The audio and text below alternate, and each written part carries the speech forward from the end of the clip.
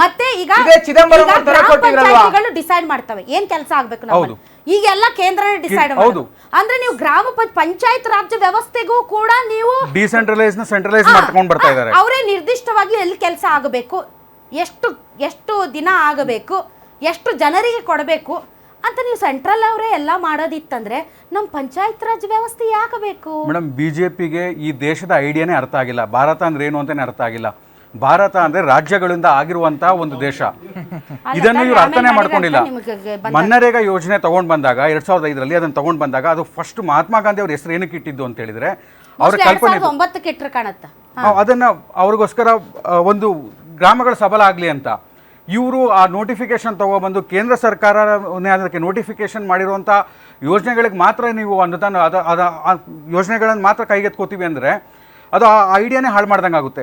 ಒಂದು ಹಳ್ಳಿನಲ್ಲಿ ಈಗ ಯಾವುದೋ ಒಂದು ಹಳ್ಳಿನಲ್ಲಿ ಚಿಕ್ಕ ಹಳ್ಳಿನಲ್ಲಿ ಯಾವುದೋ ಒಂದು ಮೂಲೆಯಲ್ಲಿರೋಂಥ ಹಳ್ಳಿನಲ್ಲಿ ಏನು ಕೆಲಸ ಆಗಬೇಕು, ಆ ಹಳ್ಳಿಗೆ ಯಾವುದು ಲೈಬ್ರರಿ ಬೇಕಾ ಅಥವಾ ಒಂದು ಕಟ್ಟೆ ಕಟ್ಟಬೇಕಾ, ಕೆರೆ ಕಟ್ಟಬೇಕಾ, ಏನು ಕಟ್ಟಬೇಕಂತ ಆ ಹಳ್ಳಿಯವರು ಡಿಸೈಡ್ ಮಾಡಬೇಕಾ ಅಥವಾ ಸೆಂಟ್ರಲ್ ಕೂತ್ಕೊಂಡು ಪ್ರೈಮ್ ಮಿನಿಸ್ಟರ್ ಡಿಸೈಡ್ ಮಾಡಬೇಕಾ?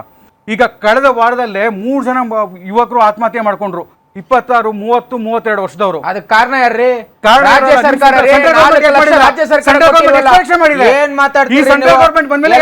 ಮೋದಿ ಅಂತ 4 ಲಕ್ಷ ಇಲ್ಲಿ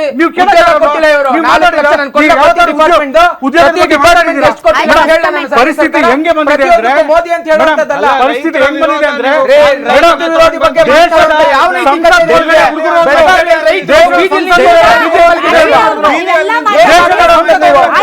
ರೈತರ ಬಗ್ಗೆ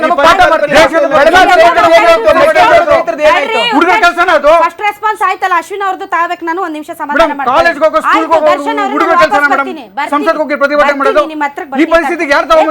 ಒಂದ್ ನಿಮಿಷ ಆಯ್ತು. ಅಶ್ವಿನ್, ಈಗ ಹಳ್ಳಿಗಳು ಮತ್ತು ಪಂಚಾಯಿತಿ ದೇವೇಗೌಡರ ಕೊಡುಗೆ ತುಂಬಾ ಇದೆ. ಯಾವಾಗ ಗ್ರಾಮೀಣ ಭಾಗದ ಜನರ ಆರ್ಥಿಕತೆ ಸಬಲವಾಗುತ್ತೋ ಆವಾಗ ಇಡೀ ರಾಷ್ಟ್ರ ಆರ್ಥಿಕವಾಗಿ ಮುಂದುವರಿಯುತ್ತದೆ. ಈ ನಿಟ್ಟಿನಲ್ಲಿ ಉಪವಾಸದಿಂದ ಯಾರು ಮಲಗಬಾರದು, ಹಸದ ಹೊಟ್ಟೆಯಲ್ಲಿ ಮಲಗಬಾರದು, ನಿಷ್ಕ್ರಿಯರಾಗಿ ಅಯ್ಯೋ ನನಗೆ ಬದುಕುವ ಹಕ್ಕಿಲ್ಲವಲ್ಲ ಅಂತ ಒದ್ದಾಡುವಂಥ ಪರಿಸ್ಥಿತಿ ನಿರ್ಮಾಣ ಆಗಬಾರದು ಅಂತ ಈ ಮನ್ರೇಗಾ ತಂದರು. ಇವತ್ತು ಕೆಲವೊಂದು ಬದಲಾವಣೆಗಳ ಬಗ್ಗೆ ಚರ್ಚೆ ಆಗ್ತಾ ಇದೆ. ಯಾವುದೇ ಬದಲಾವಣೆಗಳು ಅದು ಫಲಾನುಭವಿಗಳಿಗೆ ಅನುಕೂಲಕರವಾಗಿರಬೇಕೇ ಹೊರತು ಅವರಿಗೆ ಅದು ಕಬ್ಬಿಣದ ಕಡಲೆ ಆಗಬಾರದು. ಇಂತಹ ವಿಚಾರದಲ್ಲಿ ಈಗ ಏನು ಮನ್ರೇಗಾ ವಿಚಾರ ಇದೆ, ಈಗ ಕುಮಾರಸ್ವಾಮಿ ಅವರು ಪಾರ್ಟ್, ಯಾಕೆಂದರೆ ಅವರು ಕೂಡ ಕೇಂದ್ರ ಸಚಿವರಾಗಿರೋದ್ರಿಂದ ಅವ್ರಿಗೆ ಇಷ್ಟನೋ ಕಷ್ಟನೋ ಅದಕ್ಕೆ ಅವರು ಸಹಮತ ವ್ಯಕ್ತಪಡಿಸಲೇಬೇಕು. ಅವರ ಸಹಮತದೊಂದಿಗೆ ಈ ಬಿಲ್ ಬಂದಿರೋದು. ಇದಕ್ಕೆ ಪಾರ್ಟಿಯಿಂದ ಏನು ಸ್ಟ್ಯಾಂಡ್ ಇದೆ?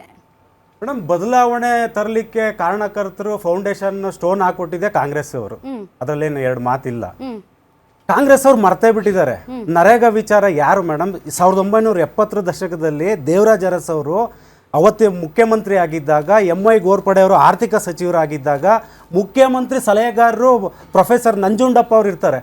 ಅವರ ಒಂದು ಥಿಂಕಿಂಗ್, ಅವರು ಯೋಚನೆ ಮಾಡಿ ರಾಮರಾಜ್ಯದ ಕನಸು ಗಾಂಧೀಜಿಯವ್ರು ಕಂಡಿದ್ರು. ಈ ಗ್ರಾಮಗಳಿಗೆ ಕೆಲಸ ಸಿಗಬೇಕು, ಲ್ಯಾಂಡ್ಲೆಸ್ ಭೂಮಿ ಅಂದರೆ ಯಾರು ಭೂಮಿ ಹೊಂದಿರಲ್ಲ ಅವ್ರು ಎಲ್ಲರೂ ಕೆಲಸ ಮಾಡಬೇಕು ಅಂತ ಹೇಳಿ NREP ಪ್ರೋಗ್ರಾಮು ಅನ್ನೋ ಒಂದು ವಿಚಾರದಲ್ಲಿ ತಗೊಂಡು ಬರ್ತಾರೆ. ಅದನ್ನು ಇಂದಿರಾ ಗಾಂಧಿಯವರು ಪ್ರಶಂಸೆ ಮಾಡಿ ರಾಷ್ಟ್ರ ಮಟ್ಟಕ್ಕೆ ಹಾಕೊಂಡು ಬಂದು ನರೇಗಾ ಮಾಡ್ತಾರೆ 2005ರಲ್ಲಿ. ಈಗಿನ ಕಾಲದಲ್ಲಿ ಪ್ರತಿಯೊಬ್ಬರು ಕೆಮಿಕಲ್ ಮಿಶ್ರಣ ಆಹಾರ ತಿಂದು BP ಶುಗರ್ ಬಂತು ಅಂತ ಚಿಂತೆ ಮಾಡ್ತಾರೆ. 24 ಧಾನ್ಯಗಳನ್ನ ನೀರಿನಲ್ಲಿ ನೆನೆಸಿ ನೆರಳಿನಲ್ಲಿ ಒಣಗಿಸಿ ಮಣ್ಣಿನ ಮಡಿಕೆಯಲ್ಲಿ ಹದವಾಗಿ ಹುರಿದು ಸಾಂಪ್ರದಾಯಿಕ ಪದ್ಧತಿಯಲ್ಲಿ ತಯಾರಾಗಿದೆ ಜೀನಿ. BP ಶುಗರ್ ದೂರ ಆಗ್ಬೇಕು ಅಂದ್ರೆ ಪ್ರತಿದಿನ ಜೀನಿ ಕುಡಿಯಿರಿ. 2009ರಲ್ಲಿ ಇವ್ರು ಚುನಾವಣೆಗೆ ಹೋಗ್ಬೇಕಂತ ಏನಕ್ಕೆ ಚೇಂಜ್ ಮಾಡಿದ್ರು? ಅವತ್ತೇ ಮಾಡ್ಬೋದಾಗಿತ್ತಲ್ಲ. ಯಾರು ದೇವರಾಜ್ ಅರಸ್ ಅವರನ್ನ ಕರ್ನಾಟಕದವರು ಹೇಳದ್ ಮರ್ತು ಬಿಟ್ಟಿದ್ದಾರೆ. ಇದು ಕಾರಣಕರ್ತರೆ ದೇವರಾಜ್ ಅರಸ್ ಅವರು. ಈ ದೇಶ ಇವತ್ತೇನು ನರೇಗಾದಲ್ಲಿ ಇವತ್ತು ನಾವು ನಮ್ಮ ಸ್ವಾತಂತ್ರ್ಯ ಬಂದು 75 ವರ್ಷ ಆದ್ರೂ ಕೂಲಿ ಕೆಲಸಕ್ಕೋರು ದುಡ್ಡು ಕೊಡ್ತಾರೆ ಅನ್ನೋ ಹೇಳೋದೇ ತಪ್ಪು. ಅದಕ್ಕಿಂತ ಇನ್ನು ಮೇಲ್ಮಟ್ಟಕ್ಕೆ ಬಂದ್ಬಿಡ್ಬೇಕು ಮೇಡಮ್. ನೀವು ಆರಂಭದಲ್ಲಿ ಹೇಳ್ತಾ ಇದ್ರಿ ಗ್ರಾಮಗಳು ಯಾವತ್ತು ಯಶಸ್ಸು ಕಾಣುತ್ತೆ ಅವತ್ತು ದೇಶ ಕಾಣುತ್ತೆ ಅಂತ. ಅದು ಮಾತಾಡೋದೇ ತಪ್ಪು. ಅದರಲ್ಲೂ ಒಬ್ಬರು ಹೇಳಲ್ಲ. ದೇವರಾಜ್ ಅರಸ್ ಅವರು ಹೆಸರು ಹೇಳ್ಬೋದಿತ್ತು.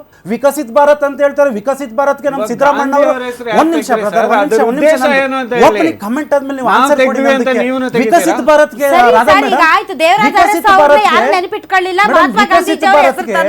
ಮಹಾತ್ಮ ಗಾಂಧೀಜಿ ಅವರ ಹೆಸರು ಬದಲಾವಣೆ ಮಾಡೋದಕ್ಕೆ ಏನು ವಿಕಸಿತ ಭಾರತ್ಗೆ ಸಭೆಗಳು ಕರೆದ್ರೆ ಸಿದ್ದರಾಮಯ್ಯ ಅವ್ರು ಒಂದಕ್ಕೂ ಅಟೆಂಡ್ ಮಾಡಲ್ಲ. ಅದು ಎಲ್ರಿಗೂ ಇದು ಕರ್ನಾಟಕ ಕಾಂಗ್ರೆಸ್ ಅವ್ರಿಗೆ ಅಂತಲ್ಲ, ನಾಡಿನ ಜನರಿಗೆ ಏನಾಗ್ಬೇಕು ಅಂತ ಕೇಳಿ ಸಿದ್ದರಾಮಯ್ಯ ಅವ್ರು ಹೋಗ್ಬೇಕಲ್ವ ಮೇಡಮ್? ಪಕ್ಕದ ರೇವಂತ್ ರೆಡ್ಡಿ ಅವರು ಹೋಗ್ತಾರೆ, ಪಕ್ಕದ ರೇವಂತ್ ರೆಡ್ಡಿ ಅವರು ಹೋಗ್ತಾರೆ. GST ಬಗ್ಗೆ ಬನ್ನಿ, ಕುಮಾರಣ್ಣ ಅವ್ರು ಹೇಳ್ತಾರೆ ಬನ್ನಿ, ನಾವೆಲ್ಲರೂ ಕೂತ್ಕೊಂಡು ಕೇಳೋಣ ಅಂದ್ರೆ ಕುಮಾರಣ್ಣ ಅವ್ರು ಕರೆಯಲ್ಲ. ಕುಮಾರಣ್ಣ ಅವ್ರು ಕರೆಯೋದಕ್ಕೆ ಸಿದ್ದರಾಮಯ್ಯ ಅವ್ರು ಯಾಕೆ ಹೋಗಲ್ಲ? ಕುಮಾರಣ್ಣ ಅವ್ರು ಕರೆಯೋದಕ್ಕೆ DK ಶಿವಕುಮಾರ್ ಅವ್ರು ಯಾಕೆ ಹೋಗಲ್ಲ? ಬರ್ಬೇಕು ಕೇಳಿ ಮೇಡಮ್, ಪರ್ಸೆಂಟ್ ಕೇಳಿ. ಅರಸ್ವರೆಗೂ ಕರೆಕ್ಟ್ ಆಗಿದ್ರಿ, ಹೇಳಿ. ಈಗ ಚುನಾವಣೆ ಪ್ರಯುಕ್ತ ಹೆಸರು ಬದಲಾವಣೆ ಮಾಡಿ 2009ಕ್ಕೆ ಕಾಂಗ್ರೆಸ್ ಅವ್ರು ಏನಕ್ಕೆ ಚೇಂಜ್ ಮಾಡಿದ್ರು? MG ಅಂತ ಯಾಕೆ ಹಾಕಿದ್ರು? ಏನಕ್ಕೆ ಹಾಕಿದ್ರು? ನಾವು ಈಗ ಮೋದಿ ಅವರ ಸರ್ಕಾರ ಆಯ್ತು, ಅದು ತಪ್ಪು. ಈಗ ಅದನ್ನ 2005 ಹಾಕ್ಬೇಕಾಗಿತ್ತಲ್ಲ ಸ್ವಾಮಿ, ಅಲ್ವಾ? ಅದು ತಪ್ಪು ಅನ್ನೋದಾದ್ರೆ ಮಹಾತ್ಮ ಗಾಂಧಿ ಅವ್ರ ಬಗ್ಗೆ ಇವ್ರು ಸಡನ್ ಆಗಿ ಎಲ್ಲಿಲ್ದಾರ ಪ್ರೀತಿ ಪ್ರೇಮ ವಿಶ್ವಾಸ ಇವಾಗ ಏನಕ್ಕೆ ಬರುತ್ತೆ? ನಾನು ಹೇಳೋದು ಮಹಾತ್ಮ ಗಾಂಧಿ ಎಲ್ರಿಗೂ ಆಸ್ತಿನೇ, ಕಾಂಗ್ರೆಸ್ ಅವ್ರಿಗಲ್ಲ. ಅಶ್ವಿನ್ ಅವರೇ, ನಾನು ಹೇಳ್ತಿರೋದು 2005ರಲ್ಲಿ ಮಹಾತ್ಮ ಗಾಂಧಿ ಅವರ ಹೆಸರು ತಂದಿರೋದು ತಪ್ಪು ಅನ್ನೋದು 2005 ತರಲಿಲ್ಲ ಇವರು. ಅವತ್ತು ಬುದ್ಧಿವಂತರು ಇದ್ರು ಇವರು, ಬರೀ ನರೇಗಾ ಅಂತ ಮಾಡ್ಬಿಟ್ರು. 2009ಕ್ಕೆ ಪುನಃ ಎಲೆಕ್ಷನ್ ಹೋಗ್ಬೇಕಾಗಿತ್ತಲ್ಲ, ಅವಾಗ ತಗೊಂಡ್ ಬಂದ್ರು. ಅಲ್ಲಿವರೆಗೆ ಮಹಾತ್ಮ ಗಾಂಧಿ ನೆನಪಿರ್ಲಿಲ್ವಾ ಕಾಂಗ್ರೆಸ್ ಅವ್ರಿಗೆ? ಆಯ್ತು, ಮಹಾತ್ಮ ಗಾಂಧೀಜಿ ಅವರು ಹೆಸರು ತಂದ್ರು, ಚುನಾವಣೆ ಪ್ರಯುಕ್ತ ಫೇರ್. ಇವಾಗ ಯಾಕೆ ಮೋದಿ ಅವರು ಚೇಂಜ್ ಮಾಡಿದ್ರು? ಮೋದಿ ಅವರು ಚೇಂಜ್ ಮಾಡ್ತಿದ್ದಾರೆ, NDR ಚೇಂಜ್ ಮಾಡ್ತಿದ್ದಾರೆ ಅಂತ ಅರ್ಥ ಅಲ್ಲ. ನನ್ನ ಪ್ರಶ್ನೆ ನೇರವಾದ ಪ್ರಶ್ನೆ, ನೇರವಾದ ಪ್ರಶ್ನೆ 2005 2009ಕ್ಕೆ ಹೆಂಗ್ ಬಂದ್ಬಿಡ್ತು ತಪ್ಪು ಅಂತ ಹೇಳ್ತಿಲ್ಲ. ನನ್ನದು ನರೇಗಾನಲ್ಲಿ ಯಾವ ಒಳ್ಳೆ ಸದುದ್ದೇಶ ಅಂಶಗಳಿದೆ ಅನ್ನೋದು ಮಾತ್ರ ಚರ್ಚೆ. ದೇವೇಗೌಡರವರು ಮೊರಾರ್ಜಿ ದೇಸಾಯಿ ವಸತಿ ಶಾಲೆ ಮಾಡಿದ್ರು. ನಾನು ಹೇಳ್ತೀನಿ, ಸಿಂಪಲ್ ಆಗಿ ಹೇಳ್ತೀನಿ, ರಾತ್ರಿ ಚೇಂಜ್ ಮಾಡಾಕಿದ್ರು. ಇಂದಿರಾ ಗಾಂಧಿ ವಸತಿ ಶಾಲೆ ಅಂತ ಮಾಡಿದ್ರು. ಅವಾಗ ಎಲ್ಲೋಗಿತ್ತು ಇವ್ರಿಗೆ? ಪ್ರತಿಯೊಂದು ವಿಚಾರದಲ್ಲಿ ಕಾಂಗ್ರೆಸ್ ಅವರು ಬುನಾದಿ ಫೌಂಡೇಶನ್ ಕಾರಣಕರ್ತರು ಹಾಗೇ ಬಂದ್ರು. ಚುನಾವಣೆಗೋಸ್ಕರ ಕಾಂಗ್ರೆಸ್ ಅವರು ಗಾಂಧೀಜಿನ ನೆನಪಿಸ್ಕೊಳ್ತಿದ್ದಾರೆ. ಮೋದಿಜಿ ಅವರು ಗುಜರಾತ್